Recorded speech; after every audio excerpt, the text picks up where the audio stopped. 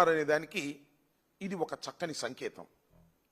దానిలో భాగంగానే మీరు చూసినట్లయితే నిన్న మొన్న పులివెందుల జడ్పీటీసీ ఎన్నిక, చంద్రబాబు నాయుడు గారు ఏ ఎన్నికైనా ఏదో ఒక విధంగా గెలవాలి, ఎన్ని అన్యాయాలు అక్రమాలు చేసైనా గెలిచి తన గ్రాఫ్ పడిపోవడం లేదు, తన పతనం ప్రారంభం కాలేదు అని నిరూపించుకోవాలనేటువంటి తాపత్రయంతో పిచ్చి పిచ్చి పనులన్నీ చేస్తున్నాడు.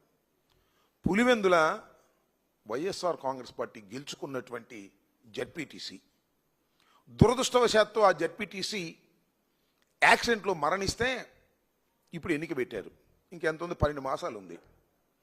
ఈ ఎన్నికలో ఏదో ఒక విధంగా గెలవాలి, డబ్బు ఖర్చు పెట్టన్నా గెలవాలి, అధికార దుర్వినియోగం చేసి గెలవాలి, లేదా బెదిరించన్నా గెలవాలి అనేటువంటి ఉద్దేశంతో ఎంటైర్ పోలీస్ యంత్రాంగాన్ని అంతా కూడా పెట్టుకొని ఏదో ఒక విధంగా గెలవాలనేటువంటి తాపత్రయంతో చంద్రబాబు నాయుడు గారు ఎంతకు దిగజారిపోయారో చెప్పాల్సిన అవసరం లేదు. కొన్ని చోట్లయితే కొండెపి అనే జడ్పీటీసీని వాళ్ళే గెలిచినట్టుగా ప్రకటించేసుకున్నారు బెదిరించేసి. ఈ విధంగా ఏదో ఒక విధంగా అక్కడ గెలవాలి. పులివెందుల్లో జగన్మోహన్ రెడ్డి గారి కాన్స్టిట్యున్సీలోనే మేము జడ్పీటీసీని కైవశం చేసుకున్నాం అని ప్రగల్భాలు పలకాలనేటువంటి ఉద్దేశంతో ఎంత నీచానికి దిగజారుతున్నారంటే అంత నీచానికి దిగజారుతున్నారు. నిన్నైతే దారుణమైన సంఘటన, దాడి చేశారు.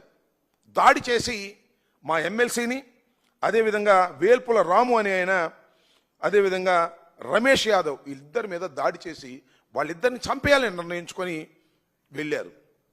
అదృష్టవశాత్తు బయటపడ్డారు. పెట్రోల్ పోసి తగలేసేయాలి కారులో సహా వాళ్ళని అని ఒక భయభ్రాంతులకు గురి చేసి మొత్తం టోటల్గా పులివెందుల కాన్స్టిట్యున్సీలో పులివెందుల జడ్పీటీసీని కైవసం చేసుకోవాలి బలవంతం చేసి అనేటువంటి భావనతో నిస్సిగ్గుగా వ్యవహరించేటటువంటి కార్యక్రమం చేస్తున్నారు. ఇక పోలీసు వారైతే చెప్పాల్సిన అవసరమే లేదు. తెలుగుదేశం పార్టీ రవడీలుగా వ్యవహరించేటటువంటి పరిస్థితి. మా వాళ్ళ మీద దాడి జరుగుతుంటే సినిమా చూసినట్టు చూస్తున్నారు. దాడి జరిగిన తర్వాత ఎవరైతే గాయపడ్డారో వాళ్ళ మీద కేసులు పెట్టే కార్యక్రమం చేస్తున్నారు. వేల్పుల రాము మీద, రామలింగారెడ్డి మీద SC/ST కేసు పెట్టారండి. నిన్న చావు బతుకుల మధ్యన ఉన్నటువంటి ఆ వ్యక్తి మీద, వైఎస్ఆర్ కాంగ్రెస్ పార్టీ నాయకుడైనటువంటి వ్యక్తి మీద కేసు పెట్టారు. అంటే మమ్మల్ని కొట్టిన తర్వాత మా మీదే కేసులు పెట్టేటటువంటి కార్యక్రమం పోలీస్ యంత్రాంగం చేస్తున్నది. ఇక్కడ ఒక విచిత్రమైన విషయం చెప్తా.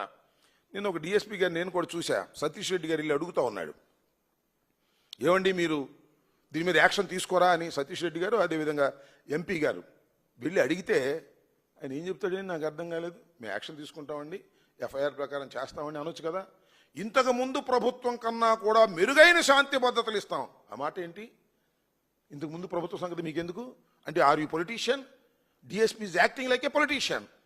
అంతకుముందు ప్రభుత్వం కన్నా కూడా ఇప్పుడు మెరుగైనటువంటి లా అండ్ ఆర్డర్ను మేము మెయింటైన్ చేస్తామని పొలిటికల్ మాటలు మాట్లాడే స్థాయికి కాకి బట్టలు వేసుకున్నటువంటి పోలీసు అధికారులు ఎందుకు దిగజారిపోయారని నేను ఇక్కడ ప్రశ్నించదలుచుకున్నా. అంతేకాదు, కోయా ప్రవీణ్, కర్నూలు DIG గారు, ఆయన ఏం మాట్లాడతాడండి?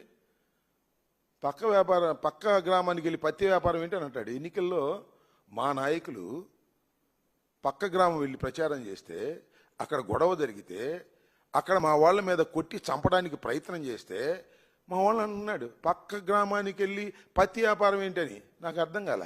వైఎస్ఆర్ కాంగ్రెస్ పార్టీకి సంబంధించినటువంటి నాయకులు ఎన్నికలు జరుగుతున్నప్పుడు ఆ గ్రామానికి వెళ్ళి ప్రచారం చేస్తే తప్పెలా అవుతుందని అడుగుతా ఉన్నా. Who are you to question that? మీరు అక్కడ రక్షణ ఇవ్వాల్సినటువంటి బాధ్యత ఉంది, లా అండ్ ఆర్డర్ని కాపాడవలసినటువంటి బాధ్యత ఉంది. ఏం మాట్లాడతాడండి? పక్క గ్రామానికి వెళ్ళి పత్తి వ్యాపారం చేస్తే ఇలాంటి సంఘటనలే జరుగుతాయి. ఒకటి. రెండోది ఏమంటాడు? అసలు తలకాయలు తెగిపడిపోయాయి, మేము ఉండబట్టి తలకాయలు పగిలే వరకు ఆపాం. అంటే ఏంటి ఉద్దేశం? తలకాయలు పగిలే వరకు ఎలవ్ చేసి తలకాయలు లేపకోకుండా జాగ్రత్త చేశావా? ఇదేనా ఒక IPS ఆఫీసర్ మాట్లాడవలసినటువంటి పని? ఇలాంటి తప్పుడు మాటలు మాట్లాడి చంద్రబాబు సంఖ కింద చేరి ఈ కోయా ప్రవీణ్ అనేటువంటి DIG IPS ఆఫీసర్ ప్రవర్తిస్తూ ఉంటే ఇంకా లా అండ్ ఆర్డర్ ఏముంటుంది? మొత్తం పులివెందుల్లో తెలుగుదేశం పార్టీని గెలిపించి వైఎస్ఆర్ కాంగ్రెస్ పార్టీని ఓడించడానికి పోలీసులే బాధ్యత తీసుకున్నట్టుగా కనిపించడం లేదా అని అడుగుతా ఉన్నా. అయ్యా కొయ్య ప్రవీణ్ గారు, మీరు కాకి బట్టలు వేసుకొని చంద్రబాబు కాళ్ళ పూజ చేయడానికి కాదు మీరున్నది. మీరు లా అండ్ ఆర్డర్ కాపాడటానికి, ఇలాంటి సంఘటనలు జరిగినప్పుడు తక్షణమే రియాక్ట్ కావడానికి మీకు ఆ హక్కులు ఉన్నాయి. మీరు అలా కారు.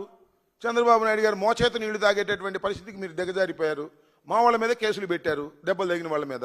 నేను అడుగుతా ఉన్నా, నిన్న రాము మీద, అదేవిధంగా రమేష్ యాదవ్ మీద దాడి జరిగితే వాళ్ళ మీద 307 మీరు బుక్ చేశారు.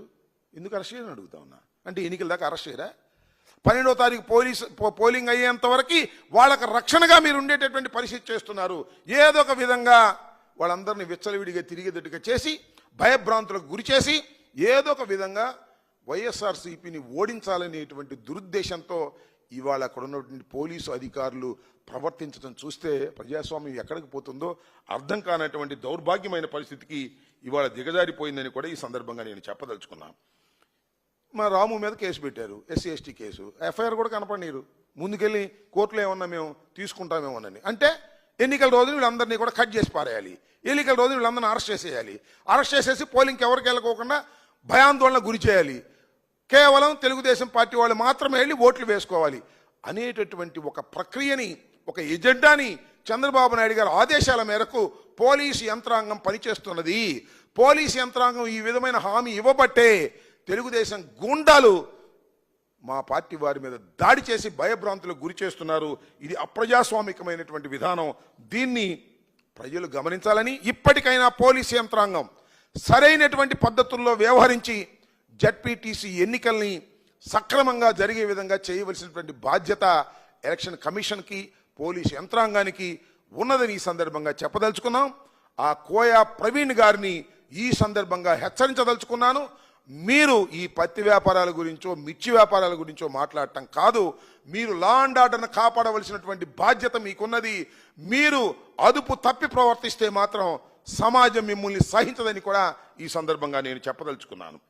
ఈ విధంగా ఏదో ఒక విధంగా పులివెందుల్లో గందరగోళం చేయాలనేటువంటి విధానాన్ని వైఎస్ఆర్ కాంగ్రెస్ పార్టీ తీవ్రంగా ఖండిస్తుందని, అనేకమైన దాడులు చేసి భయపెట్టే కార్యక్రమాలు చేయడాన్ని కూడా నివారించవలసినటువంటి బాధ్యత అటు ఎలక్షన్ కమిషన్కి, ఇటు పోలీసు యంత్రాంగానికి ఉన్నదని ఈ సందర్భంగా నేను విజ్ఞప్తి చేయదలుచుకున్నాను.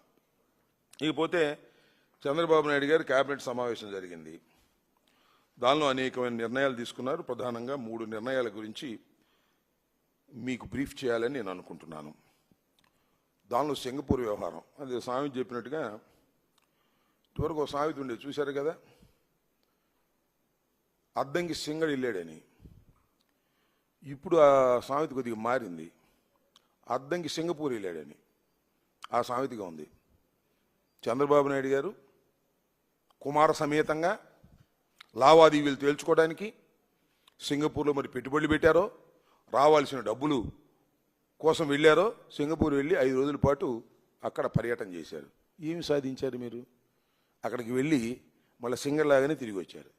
తిరిగి వచ్చిన తర్వాత పాపం ఎంత శోకతప్త హృదయంతో ఉన్నారో అర్థమవుతుంది. నిన్న చాలా బాధపడతాడు. మరి లక్షల కోట్లు కాజేయాలనేటువంటి ఒక దురుద్దేశంతో సింగపూర్ పర్యటనకు వెళ్ళినటువంటి నారా చంద్రబాబు నాయుడు గారు, నారా లోకేష్ గారికి అక్కడ గిట్టకపోయేసరికి ఎంత బాధపడాలో అంత బాధపడి